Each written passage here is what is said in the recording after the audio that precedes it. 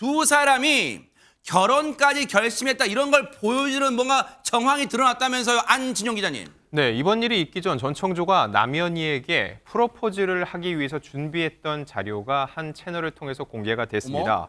일단 두 사람 사이에 추억이 담긴 사진들이 함께 들어있었다고 하고요. 그 내용을 보면은 평생 죽을 때까지 남연희와 함께 살아야겠다. 현희야 평생 조조. 그러니까 본인의 이 애칭이죠. 조조랑 살자.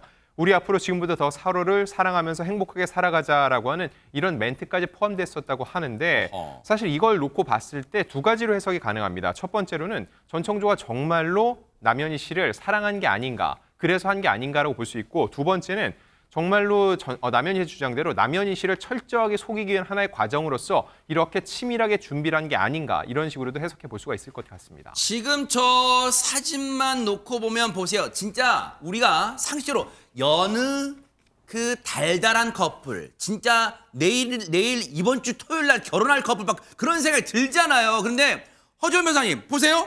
진짜 그럼 저 때까지도 저렇게 달달한 느낌이 날 사진에서 오해는 마세요, 여러분. 저 사진만 보면 달달한 느낌이 들 정도의 그 사진 찍을 때 그러면 그때도 전청조는 자신의 정체를 숨겼던 거예요. 어떤 겁니까? 그것은 제가 확신할 수 없습니다. 왜냐하면요. 재벌 3세라고 생각을 했던 것인지, 그러니까 재벌 3세의 정체에 대해서 계속해서 숨긴 것인지, 아니면 그냥 재벌 3세는 아니지만 돈이 많은 척을 한 것인지는 알 수 없지만 어쨌든 본인이 돈이 많은 척을 한 것은 맞는 것 같습니다. 일단 내용을 보면요. 네. 뭐 내 PR을 좀 할게. 우선 나는 좀 귀티나게 잘생겼고 돈도 많다. 이 정도면 같이 살만한 사람 아니냐. 뭐 어차피 다 비슷비슷하니까 나랑 같이 살자. 뭐 이런 내용의 프로포즈 영상이에요. 네. 그러니까 여기서 보면 지금 전청조는 재벌 3세가 아니라는 사실을 2월부터 알았다라고 주장을 하고 있고, 남현희 씨는 거기에 반박하는 메시지 내용들을 이제 제시를 하면서 주장을 했죠. 그런데 중요한 것은요. 결국에는 재벌 3세냐 아니냐를 넘어서서 전청조를 IT 컨설팅 사업은 정상적으로 하는, 재벌 3세까지는 아니더라도 그런 돈 많은 남자로 남현희 씨가 인식을 하고 있었던 건지, 아니면은 투자 사기를 통해서 돈을 벌어서 돈 많은 사람으로 인식하고 있었던 건지에 대해서는 여기에서는 확인을 할 수가 없어 보입니다. 요즘은 손편지 잘 안 쓰잖아요. 아하. 컴퓨터로 쓰거나 아니면 뭐 문자로 보내거나 이러는데 손편지를 직접 써서 전달하는 일이 있어서 그것도 마음의 표시다 이렇게 볼 수 있는 증거라고 보여지는데요. 전청조 씨는 이렇게 늘 함께 있는 남현희 씨가 하루 어떤 하루를 보낼지 궁금하다는 달콤한 멘트를 시작하면서 손편지를 썼고요. 네. 내용을 보면 이런 내용도 있습니다. 뭘까요? 결혼하고 함께 사는 평범한 사람들을 언급하면서 우리는 남들 하는 거 하나 제대로 하지 못하고 집에서 결혼 생활이 아닌 결혼 생활을 하고 있다. 처음 누군가와 함께 같은 공간에 살아가고 있는 지금이 무척이나 낯설면서도 행복하다고 기록하기도 했습니다. 뿐만 아니라 본인도 남연희와 남들 하는 거 다 하면서 살아가고 싶다는 의지 그리고 소망도 적었는데요. 네. 결혼도 하고 싶고 나도 장모님과 내 자식이랑 내 와이프랑 시간도 보내고 싶다라는 바람을 언급하기도 했습니다. 저 내용은 네. 굉장히 누가 보더라도 좀 상투적인 내용이 굉장히 많고요. 네. 그래도 전청조가 저 편지를 쓴 건 이제 몇 개의 부분이 있는 것 같습니다. 이제 첫 번째는 저 편지를 남현희 씨한테만 썼을 수도 있고, 과거의 사기에서도 비슷한 내용을 통해서 손편지를 반복했을 수도 있고요. 그런 다음에 저 내용의 또 일부를 보다가 보면은 이번 사기가 굉장히 멋지게 성공해서 자기가 크게 돈을 번 다음에 자기도 이제 제대로 된 떵떵거리는 사람으로 살고 싶다라는 본인의 어떤 희망도 저 편지에 굉장히 많이 반영되어 있습니다. 맨 처음에 여자라고 이야기하고 레슨을 받은 것 또한 사실이고요. 그러다가 제가 좋아하게 됐었습니다. 그리고 진심으로 사랑했고요.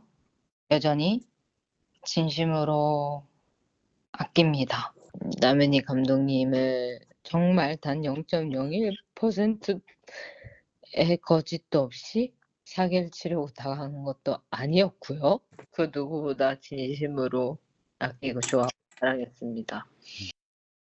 지난 3월경에 남현희 씨에게 아기 임신의 사실을 듣고 그 사실을 알게 됐는데 일주일쯤 지난 시점에 전청조가 남현희 씨에게 이 수제 케이크, 그러니까 특별히 주문해서 위에 레터링, 그 글자 쓰는 거 있잖아요. 지금 보이는 저 사진인데요. 저거예요? 네. 케이크를 선물을 해줬다는 거예요. 임신을 축하한다라는 얘기를 하면서 뭐 블랙젤리 맘 임신 축하 이렇게 쓰여 있었다고 하는데, 블랙젤리는 아마 이 아기의 태명으로 추정이 됩니다. 그리고 뭐 블랙젤리 파파가 이렇게 써놨다는 거예요. 그리고 나서 4월 6일에는 명품 브랜드에서 아기 신발도 사서 선물을 했다고 합니다. 그런데 이제 손편지에서 또 내 자식도 언급을 하고, 그래서 이게 두 가지 해석이 가능할 것 같아요. 이게 전청조는 지금 제가 전청조의 말을 믿는 것은 아닙니다만 네.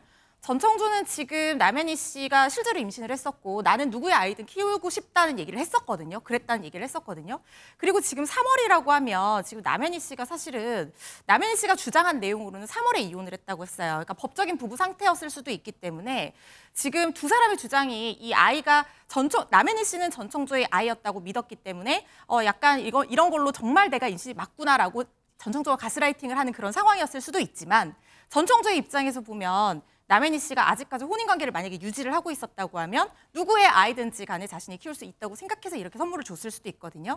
그래서 이 부분에 대해서는 두 가지 해석이 가능할 것 같고 이 부분은 수사를 통해서 밝혀져야 되는 부분이라는 생각이 듭니다. 이 사건을 보면서 참 안타깝다. 가스라이팅이 정말 이럴 때 쓰는 용어가 아닌데 정말 가스라이팅으로 사실은 굉장히 심각한 피해를 입는 뭐 가정폭력 피해 여성들 사회로부터 격리돼서 그야말로 폭군과 뭐 오도 가도 못하고 감금 상태에서 이런 피해를 입는 사람들이 굉장히 많고 그래서 또 죽음으로 이어지는 그런 케이스들도 있는데 그 용어가 어떻게 여기로 건너와 가지고 이렇게 쓰이는지 전 잘 이해가 안 되고요. 학자로서 얘기하는 겁니다. 뭐 더군다나 지금 이 사건이 이렇게까지 오래 끌어야 되는 이유를 전 잘 모르겠어요. 일단 둘 다 피해자 신분이고 그럼 경찰에서 사실 수사를 해서 진실을 가려내면 그럼 되는 일인데 도대체 왜 이렇게 온 세상이 지금 이 두 사람의 일로 이렇게 몸살을 앓듯이 해야 되는지 저는 일단 기본적으로 이해가 안 되고요. 네. 너무나 시간과 이 정말 전파와 많은 사람들의 이 에너지를 낭비시키는 이 사건 이제 더 이상 좀 제발 언급하지 많은 시대가 되면 좋겠고요.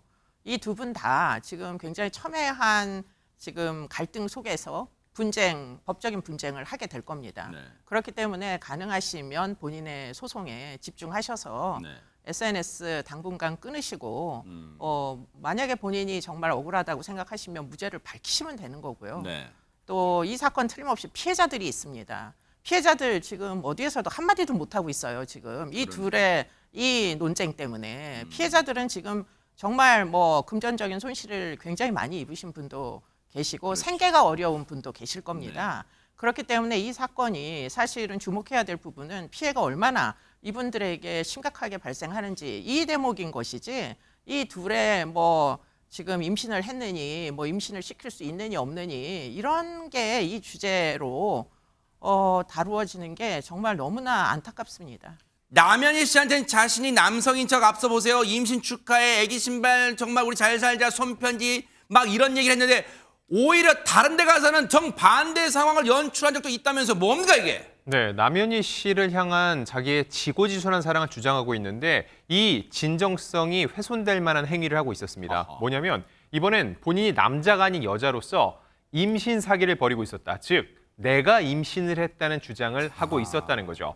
지난해 10월 소개팅 앱으로 한 남성을 만납니다. 그런데 사실상 연인처럼 지내던 남성에게 갑자기 임신을 했다면서 돈을 요구한 거죠. 그 이유는 본인이 이번에도 또 승마가 나옵니다. 나는 승마 선수인데 임신이 들통나면 출전이 불가하기 때문에 위약금 3억여 원을 회사에 물어줘야 된다고 주장을 한 거죠.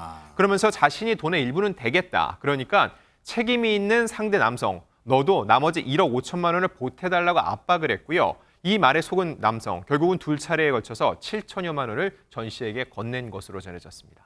성별을 바꾼다는 걸 보통 사람은 생각하기 어렵지 상상 않습니까? 못하죠. 거기다가 임신 사기까지 친다는 것이 저는 좀 충격적이다라는 생각이 들 정도인데요. 그러니까 전청조가 이전에 지금 남현희 씨를 만나기 이전부터 뭐 사기를 여러 번 쳐온 전력이 있고 특히 주로 사용했던 수법이 이제 혼인 빙자 사기이기 때문에 사기의 피해자가 될 수 있는 사람에게 자기가 필요하면 여자도 됐다가 남자도 됐다가 이런 식으로 하고 그게 몇 번 성공을 했기 때문에 아마 그런 수법의 어떤 성공 가능성을 믿고 계속해서 이런 행동을 해온 것이 아닌가 이런 생각이 들거든요. 안 기자님께서 설명해 주신 대로 결국에는 지금 지난 4월에 이 7천여만 원을 가로챈 사기 혐의로 불구속 기소가 된 상태였고 아직 공판은 진행이 되지 않았는데 놀라운 것은 지금 그렇게 불구속 기소된 상태에서 이 불과 3개월 만에 남현희 씨를 만나서 또 이런 비슷한 사기를 치려고 했던 것이 아니냐 이렇게 우리가 충분히 의심해 볼 수 있는 부분이라는 생각이 듭니다.